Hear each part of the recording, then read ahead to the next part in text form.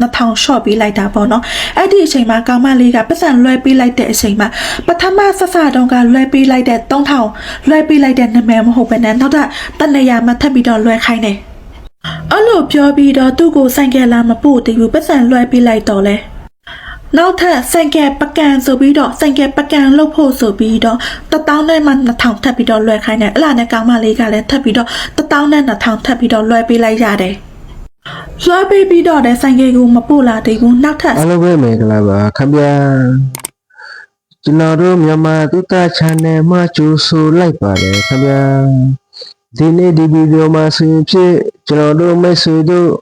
ဘူသုတအကျိုးတစုံတရာရရှိမယ်လို့မျှော်လင့်ပါတယ်ခင်ဗျာအဲဒါကြောင့်မို့ကျွန်တော်နဲ့အတူတူဆုံးအောင်လိုက်ပါကြည့်ရှုဖို့ဖိတ်ခေါ်လိုက်ရပါတယ်ခင်ဗျာနောက်ထပ်ငွေ2000ထပ်လွှဲလာမှကျန်တဲ့ပတ်စံတွေကိုပြန်ရမယ်လို့ပြောလိုက်တဲ့အချိန်မှာကောင်မလေးကလည်းမယုံတော့ဘူးလို့ဆိုပြီးတော့ရဲကိုတိုင်လိုက်တယ်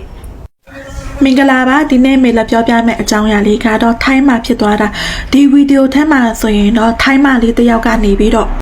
သူကလိုင်းပေါ်မှာဆိုင်ကယ်ရောင်းထားတာတွေ့တော့ဆိုင်ကယ်လေးကလည်းတော်တော်လေးကိုလာတယ်ပြီးတော့ဈေးကလည်း3600ထဲဆိုတော့သူကစိတ်ဝင်စားတော့အဲ့ဒီဆိုင်ကယ်ပုံကိုတင်တဲ့သူစီကိုဆက်သွယ်ပြီးမေးလိုက်တဲ့အချိန်မှာဆိုင်ကယ်ရဲ့ပုံကိုတင်လိုက်တဲ့သူပြောတာကတော့အဲ့ဒီဆိုင်ကယ်ကလွတ်ကြမ်းနမ်းလို့ပြောတာပေါ့နော်လွတ်ကြမ်းနမ်းဆိုတာကကြတော့မြန်မာလိုမျိုးအသိပဲပြန်ကောင်းမယ်ဆိုလို့ရှင်တော့အဲ့ဒီဆိုင်ကယ်ကိုသူများဝယ်သွားပြီးတော့ပတ်စံတွင်းတာမတွင်းနိုင်လို့ဆိုပြီးတော့သူတို့2ရက်ကြ3ရက်ကြအဲ့လောက်ပဲတွင်းရတဲ့တွင်းပြီးတော့မတွင်းနိုင်တော့လို့ဆိုပြီးတော့ဆိုင်ကယ်ကိုတော့ပြန်ပြီးတော့တင်လာတာအဲ့ဒါကိုလွတ်ကြမ်းနမ်းလို့ခေါ်တယ်ကောင်မလေးကအဲ့ဒီဆိုင်ကယ်ကိုသူ့ဝယ်မယ်သူစိတ်ဝင်စားတယ်လို့ပြောတဲ့အချိန်မှာရောင်းတဲ့သူကလည်းအဲ့ဒါဆိုလို့ရှိရင်ဆိုင်ကယ်ထုတ်ခပေါ့နော်ဂူတောင်ကနေပြီးတော့ထုတ်ခ3000ပေါင်းတယ်အဲ့ဒါနဲ့သူကလည်းအစတုန်းကတော့သူ့စီကိုရောင်းမှာပဲကြံတဲ့ငွေကိုပြန်ပြီးထပ်ပေးမယ်ဆိုပြီးတော့စဉ်းစားထားတာဒါပေမဲ့ဆိုင်ကယ်ထုတ်ခ3000ရှိတယ်ဆိုတော့သူကလည်း3000လွှဲပေးလိုက်တယ်အဲ့လိုလွှဲပေးလိုက်တဲ့အချိန်မှာဆိုင်ကယ်ရောင်းတဲ့သူကလည်းသူ့တခါထပ်ပြီးတော့ပြောတယ်ဆိုင်ကယ်ကိုယူထုတ်ပြီးတော့သူ့စီကိုလက်ပို့ပေးရမယ်ဆိုလို့ရှိရင်နောက်ထပ်3000နဲ့မှ3000ထပ်ပြီးတော့သူ့လွှဲပေးရမယ်လို့ပြောတယ်အဲ့ဒါနဲ့အဲ့ဒီမိန်းကလေးကလည်းဈေးစစ်တာပေါ့နော်သူ့ကိုနည်းနည်းလေး short ပေးလို့ရတာလို့စစ်တဲ့အချိန်မှာအဲ့ဒီလူကလည်းသူ့ကို3000နဲ့မှ1000နဲ့ထားပေးတယ်2000 short ပေးလိုက်တာပေါ့နော်အဲ့ဒီအချိန်မှာကောင်မလေးကပတ်စံလွှဲပေးလိုက်တဲ့အချိန်မှာပထမဆဆတုန်းကလွှဲပေးလိုက်တဲ့3000လွှဲပေးလိုက်တဲ့နာမည်မဟုတ်ဘဲနဲ့နောက်တနေရာမှာထပ်ပြီးတော့လွှဲခိုင်းတယ်အဲ့လိုပြောပြီးတော့သူ့ကိုဆိုင်ကယ်လာမပို့သေးဘူးပတ်စံလွှဲပေးလိုက်တော့လဲနောက်ထပ်ဆိုင်ကယ်ပကံဆိုပြီးတော့ဆိုင်ကယ်ပကံလုပ်ဖို့ဆိုပြီးတော့1000နဲ့မှ2000ထပ်ပြီးတော့လွှဲခိုင်းတယ်အဲ့လာနဲ့ကောင်မလေးကလည်းထပ်ပြီးတော့1000နဲ့2000ထပ်ပြီးတော့လွှဲပေးလိုက်ရတယ်လွှဲပေးပြီးတော့တဲ့ဆိုင်ကယ်ကိုမပို့လာသေးဘူးနောက်ထပ်ဆိုင်ကယ်အခွန်ဆောင်ခဆိုပြီးတော့8000ထပ်လွှဲခိုင်းတယ်အဲ့ဒါနဲ့ကောင်မလေးကလည်းသူကလည်းဆိုင်ကယ်ရချင်တော့ထပ်ပြီးတော့8000ထပ်လွှဲပေးလိုက်ရတယ်မင်္ဂလေးကကြတော့ထိုင်းနိုင်ငံလမ်းဖိုးမြို့မှာနေတာအဲ့ဒီအချိန်မှလည်းမပို့လာသေးဘူးအဲ့ဒီလမ်းဖိုးမြို့အထိကိုလာပြီးတော့ပို့ခဆိုပြီးတော့2000ထပ်တောင်းတယ်2000လွှဲပေးလိုက်လို့ရှိရင်ဆိုင်ကယ်လက်ပို့တဲ့အချိန်ကြလို့ရှိရင်ကောင်မလေးကို4000ပြန်ပေးမယ်လို့ပြောတယ်အဲ့ဒီအချိန်မှာကောင်မလေးကလည်းလွှဲပေးတာတွေကလည်းများနေပြီပြီးတော့ပတ်စံလွှဲတိုင်းလည်းအဲ့ဒီဘဏ်နံပါတ်တွေကပြောင်းသွားတယ်ပြီးတော့ပတ်စံလွှဲလိုက်တဲ့နံပါတ်တွေကပြောင်းသွားတယ်အဲ့ဒါကြောင့်မလို့သူကမယုံတော့ဘူးဆိုပြီးတော့ရဲကိုတိုင်လိုက်တယ်ရဲကိုတိုင်ပြီးတော့တင်းတွေပါတွေဖြစ်တဲ့အချိန်မှာတော့သူ့ရဲ့အကြောင်းအရာတွေကလိုင်းပေါ်မှာပြန့်နှံ့သွားတဲ့အချိန်မှာတင်းထောက်တွေသူ့ကိုသွားပြီးတော့အင်တာဗျူးတဲ့အချိန်မှာအဲ့ဒီဆိုင်ကယ်လင်ရောက်တဲ့သူကဖုံးဆက်လာပြီးတော့2000ထပ်ပြီးတော့လွှဲလာပြီးမလွှဲလာလို့ရှိရင်နေ့ရက်ပတ်စံတွေအကုန်လုံးဆုံးပြီလို့ပြောတယ်ကောင်မလေးကတော့ရဲစခန်းမှာအမှုဖွင့်ထားတယ်ပေါ့နော်ဒါပေမဲ့သူ့ရဲ့ပတ်စံတွေကပြန်ရမလားလိမ့်တဲ့သူကိုလည်းဖမ်းမိမလားဆိုတာတော့မသိချသေးဘူးအဲ့လိုတွေကြောင့်မလို့လိုင်းပေါ်မှာဆိုင်ကယ်ဈေးပေါ်လေးတွေနဲ့ရောင်းချတယ်ဆိုပြီးတော့ပုံလေးတင်ထားတိုင်းလိုက်မယုံကြပါနဲ့နော်လူလိန်အကြောင်းလာပြီးပြောပြမယ်နော်ညီမလေးတယောက်ကအလိန်ခံထိတယ်1000နဲ့5000လောက်ရှိတယ်ပေါ့နော်သူအလိန်ခံထိတယ်ပလိုကနေသူပလိုစပြီးအလိန်ခံထိလဲဆိုရင်တော့ဒီ Facebook တွေကပေါ့နော် Facebook တွေကဆက်ရတာဦးဆိုပြီးတော့မှအဲ့ဒီဆရာကလည်းအကောက်ကကြတော့ ဒီမွန်ပြည်နယ်ဆရာအဘဝင်းဆိုင်ဆိုလားအဲ့ဒီအဘဝင်းဆိုင်နာမည်နဲ့အပေါင်နဲ့ယူထားပြီးတော့ဖေဖို့အသစ်ဖွေထားပြီးတော့သူများကိုလိုက်လိန်စားတဲ့အမှန်ပါဆိုရင်အဲ့ဒီအဘဝင်းဆိုင်မဟုတ်ဘူးပေါ့နော်ဘာဖြစ်လဲဆိုတော့ဖြူလဲသိတယ်အဲ့ဒီအဘဝင်းဆိုင်ကကြတော့သူကဆိုရင်ပမာစကားဆိုရင်လုံးဝသူမပြောဘူးပြီးကြတော့လေအခုနားထောင်ကြည့်လိုက်ပြန်လဲသူ့အတန်မဟုတ်ဘူးပေါ့နော်ဒီအပဝင်းဆိုင်အကောက်စစ်စစ်ဆိုရင်လေဖြူမှာရှိရပေါ့နော်ဖြူမှာလည်းရှိတယ်အဲ့ဒီအပဝင်းဆိုင်ကဆိုရင် तू မသိတဲ့လူဆိုရင်လုံးဝ तू စာမပြန်ပါဘူးစာမပို့ပါဘူးစကားလည်းမပြောဘူးချေကနန်းလည်းမပေးဘူးဘာမှလည်းမပေးဘူးပေါ့နော်အခုကြတော့အဲ့ဒီဆရာဝင်းဆိုင်အပေါင်လေးနဲ့ယူပြီးတော့လောက်စားတာပေါ့နော်အဲ့ဒီညီမလေးထိသွားတယ်ဘတ်1000ခွဲလောက်ထိသွားတာပေါ့နော်ဒီညီမလေးဆိုရင်လေပြောပြဝါငိုဝါပေါ့နော်အရန်တနာပို့ကောင်းတယ်ကိုကဘယ်လိုပြောမလဲဆိုတော့အဲ့တဲ့လူခံရတာပေါ့နော်အဲ့လိုမျိုးပြောရမှာပေါ့နော်ဒီမှာလေးဆိုရင်သူပို့လာပေးတယ်ပေါ့နော်ဒီမှာလေးဒီအကောက်ပေါ့နော်ပြီးတော့ကြတော့ဒီစလစ်ဒီမှာသူလွှားပေးလိုက်တယ်ပထမတစ်ခါဆိုရင်လေဘတ်1000အရင်လွှဲပေးတယ်ဒုတိယဆိုရင်4000 4500အဲ့လိုမျိုးနောက်ထပ်ပို့ထားတဲ့ဟာတွေရှိသေးတယ်ပေါ့နော်စလစ်1000ကျော်လာမသိအဲ့ဒါလည်းရှိသေးတယ်အဲ့ဒီအမအဲ့ဒီညီမကပေါ့နော်သူပြောပြတယ်အစကဘလို့လာလဲဆိုရင်တော့သူ့ကိုတဲ့ပေးတယ်တော့ပေးမယ်ဆိုပြီးတော့လာတယ်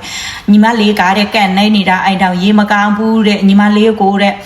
တမီးကိုတဲ့သူများတွေကလည်းမနာလိုတဲ့လူရှိတယ်ကြည်မရတဲ့လူတွေရှိတယ်ဆိုပြီးတော့အဲ့လိုမျိုးတဲ့ဆိုပြီးတော့ကန်ကလည်းနှိုက်နေကန်မကောင်းဘူးဆိုပြီးတော့ပေးရင်းလာကြည့်ပေးတယ်တဲ့သူ့ကိုတဲ့ဆိုပြီးတော့နောက်ကြတော့လေသူ့ကိုခြေကနန်းပေးလာတယ်တဲ့ဒါပေမဲ့ခြေကနန်းပေးလာတယ်အဲ့ဒီကနန်းကမပေါက်ပေးမယ်တဲ့ဆိုပြီးတော့နောက်ထပ်တစ်ခုသူ့ကိုပို့လာပေးတယ်ဒါကဒီဟာပေါ့နော်ပို့လာပေးတယ်ဒါကတဲ့အဘ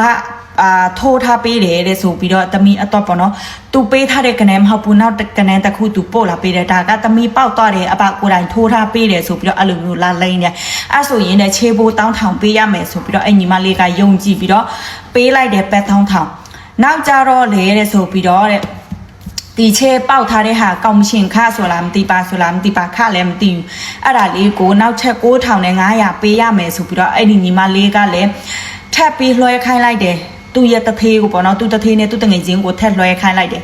အဲ့ဒီလွှဲပြီးတော့ထက်တောင်းသေးတယ်